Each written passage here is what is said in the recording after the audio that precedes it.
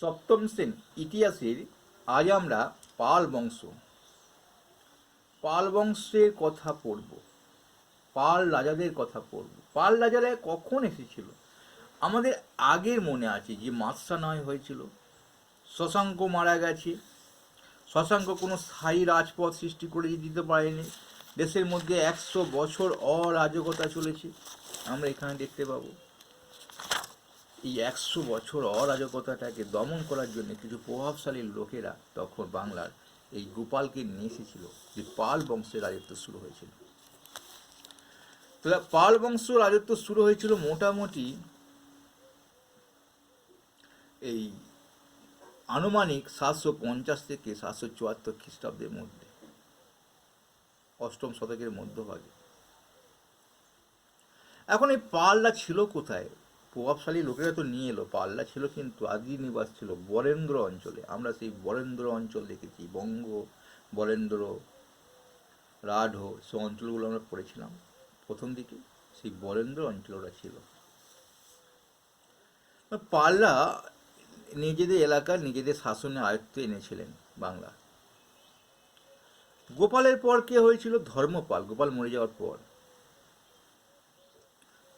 তিনি এবার কে কি তার রাজা করে বলে দিই। ধর্মপালের ছেলে হয়েছিল দেবপাল। রাজবংশ পদ তৈরি করিয়ে গিয়েছিল যে আমি মরে যাওয়ার পর আমার ছেলে হবে, এ হবে দেবপাল। তারপর আমাদের আরও আছে, এইখানে দেখতে পাবো বাংলার মহিপাল, প্রথম মহিপাল, তারপর রামপাল। তাহলে আমরা নামগুলো একটু একটু করে জেনে নিলাম যে একটা পাল বংশ তাহলে অনেক দিন ছিল। এখন আমাদের কীরকম পড়তে হবে? গোপাল কোনখানে কতটা জায়গা দখল করেছিল, কীভাবে লড়াই করেছিল, কে কোনটা সংগ্রাম করেছিল। এখন দেখি পাল বংশের প্রতিষ্ঠাতাকে, খুব ভালো একটা প্রশ্ন। গোপাল, তিনি একটা ভালো শাসক ছিলেন, তিনি অধিকাংশ এলাকাকে তিনি নিজের শাসনে আয়ত্তে এনেছিলেন। এটুকু গোপাল সম্পর্কে বলেছে। গোপালের উত্তরসূরি উত্তরাধিকারী ধর্মপাল হয়েছিল। তিনি কনৌজকে কেন্দ্র করে ত্রিশ সংগ্রাম লড়াই চলেছিল, তাতে অংশগ্রহণ করেছিলেন। এইখানে আমাদের ত্রিশ সংগ্রাম লড়াইটা আছে, আমি তোমাদের আলাদা করে একটা ভিডিও করে দেবো, খুব ইম্পর্টেন্ট প্রশ্ন। তা ত্রিশ সংগ্রাম লড়াইয়ে যেটা হয়েছিল সেটা কিন্তু এই গোপাল বাংলা থেকে অংশগ্রহণ করেছিল। তিনটে শক্তি ছিল, কনৌজকে কেন্দ্র করে হয়েছিল, আমরা জানি, সেটা আমরা পরে ভিডিও আলোচনা করব। কিন্তু বাংলা সেখানে যোগ দিয়েছিল, বাংলা শাসক।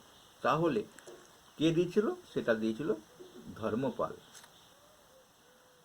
তারপরে চলো, ধর্মপালের কথা কিছু বলেনি। তারপর দেবপাল। দেবপাল কী করেছিল? হিমালয় বলছে যে দক্ষিণ ভারতে অন্য অন্য রাজাদের মধ্যে সাম্রাজ্য বিস্তার করতে উদ্যোগী হয়েছিল। সবাই তো সাম্রাজ্য বিস্তার করার চেষ্টা করবে, দখল এলাকা বাড়াবার চেষ্টা করবে, সব শাসকের নিয়ম দেয়। তাই উত্তর হিমালয়ের পাদদেশ থেকে দক্ষিণে বিন্ধ্য পর্বত পর্যন্ত এর, এবং পশ্চিমে কম্বোজ দেশ, পূর্বে প্রাগজ্যোতিষপুর পর্যন্ত পাল বংশ ছড়িয়ে পড়েছিল। তাহলে এ একটু ভালো এলাকা বাড়িয়েছিল। হিমালয় পাদদেশ থেকে দক্ষিণে বিন্ধ্য পর্বত, আর আমি একটু যদি দেখিয়ে দিই ম্যাপে, ম্যাপ তো এখানে নেই। বিন্ধ্য পর্বত ভারতের মাঝামাঝি, বিন্ধ্য, সাতপুরা, মহাদেব, মহাকাল পর্বতগুলো আছে না, মাঝামাঝি জায়গা পর্যন্ত, দক্ষিণার্থের আগে। আর উত্তর পশ্চিমে কম্বোজ দেশ থেকে প্রাগ জ্যোতিষপুর পর্যন্ত পূর্বে। বেশ, দেবপাল তো অনেকটা ক্ষমতা বাড়িয়ে দিয়েছিল। দেবপাল মরে যাওয়ার পর কী হবে? ক্ষমতা কমতে শুরু করবে, একটু ভালো সাম্রাজ্য বিস্তারের যেটাই ছিল। এর কারণটা ছিল পাল রাজাদের মধ্যে নিজেদের মধ্যে গোলমাল, অর্থাৎ দেবপালের সময় কিন্তু পাল রাজাদের মধ্যে গোলমাল লেগে গেছিল। দাক্ষিণাত্যে রাষ্ট্রকূট, পশ্চিমে প্রতিহার, উড়িষ্যার শাসকরা বাংলা, বিহার, উড়িষ্যার এলাকা অনেক জয় করে নিয়েছিলেন। দেখেছ, দাক্ষিণাত্যে রাষ্ট্রকূট বংশ চলে এসেছিল, পশ্চিমে ভারতের প্রতিহার বংশ, উড়িষ্যার শাসকরা বাংলাকে ঘিরে ফেলেছিল। বিহারের অনেক এলাকা, বাংলা এবং বিহারের অনেক এলাকা দখল করে নিয়েছিল।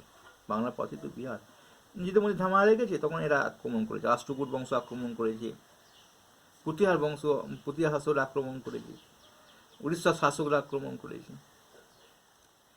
বাংলাদেশ অস্তিত্ব তখন বিপন্ন হয়ে পড়েছিল। কার সময় পড়েছিল? দেবপালের সময়। তাহলে মগধ অঞ্চলের মধ্যে সীমাবদ্ধ হয়ে গেছে, তাহলে মগধ ছাড়া কোথাও বাইরে যেতে পারতো না, মানে ওইটুকু ছোট এলাকা হয়ে গেছিল।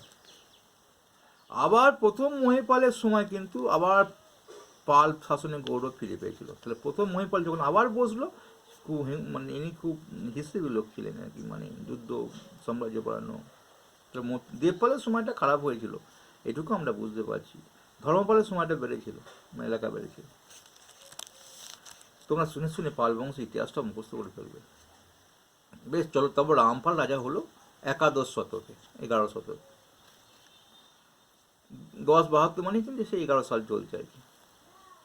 এবার কৈবর্ত বিদ্রোহ হয়েছিল, বরেন্দ্র অঞ্চলে পালদের হাতে বাইরে চলে গিয়েছিল। তাহলে নিজের আসল বরেন্দ্র অঞ্চলে ওদের কিন্তু আসলে আদি নিবাস ছিল এইখানটাতে। দেখতেই পেয়েছি প্রথমে আমরা বরেন্দ্র অঞ্চলে বাস করতে। তাহলে সেই বরেন্দ্র অঞ্চল পালদের হাতে বাইরে চলে গিয়েছিল কোন বিদ্রোহের ফলে? কৈবর্ত বিদ্রোহের ফলে। কৈবর্ত বিদ্রোহ কি আমরা পরে ভিডিও আলোচনা করে দেবো। রামপাল তা উদ্ধার করতে সফল হয়েছিল, মানে রামপাল কিন্তু নিজের এলাকাটা যেটা হারিয়ে গিয়েছিল কৈবর্ত বিদ্রোহের ফলে, বরেন্দ্র অঞ্চলটা রামপাল সেটা উদ্ধার করে নিয়েছিল। মানে কৈবর্ত বিদ্রোহ হচ্ছে কৈবর্ত জেলে আর কি, মাঝিরা মানে বিদ্রোহ করেছিল, দিয়ে ওদের অঞ্চল দখল নিয়ে নিয়েছিল। কার আমলে নেবে? নিশ্চয়ই মহিপালের আমলে নেবে, কিন্তু রামপাল আবার উদ্ধার করে নেবে। তিনি পালদের ক্ষমতা অনেকটা রক্ষা করতে পেরেছিলেন। রামপালের মৃত্যুর 50 বছরের মধ্যে বাংলার পাল রাজত্ব কার্যত শেষ হয়ে যায়। তার পরে আরও কেউ শাসক হয়েছিল, আমরা সেটা জানবো। এইখানটা পড়ে নাও। মানে শেষ হয়েছিল গোবিন্দ দিয়ে, গোবিন্দ পাল দিয়ে শেষ হবে। হ্যাঁ, আপনার নামটা মনে রাখবে। আরও রামপাল মরে যাওয়ার মৃত্যু 50 বছর তো কেউ না কেউ ছিল, গোবিন্দ কিন্তু শেষ ছিল।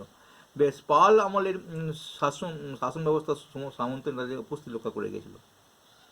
সামন্ত নেতারা, অর্থাৎ যারা আভিজাত্য একটু ছিল, এই সামন্ত নেতাদের মধ্যে রাজন, সামন্ত, মহাসামন্ত এই চিহ্নিত করা হয়। কৈবর্ত বিদ্রোহের সময় এরা সক্রিয় ছিল। তাহলে আমরা কৈবর্ত বিদ্রোহের পরে আলোচনায় যাব। এটা কিন্তু সক্রিয় অবস্থায় ছিল, আমরা এখানে দেখলাম। ভালো লাগলে অবস্থায় একটা লাইক করবে।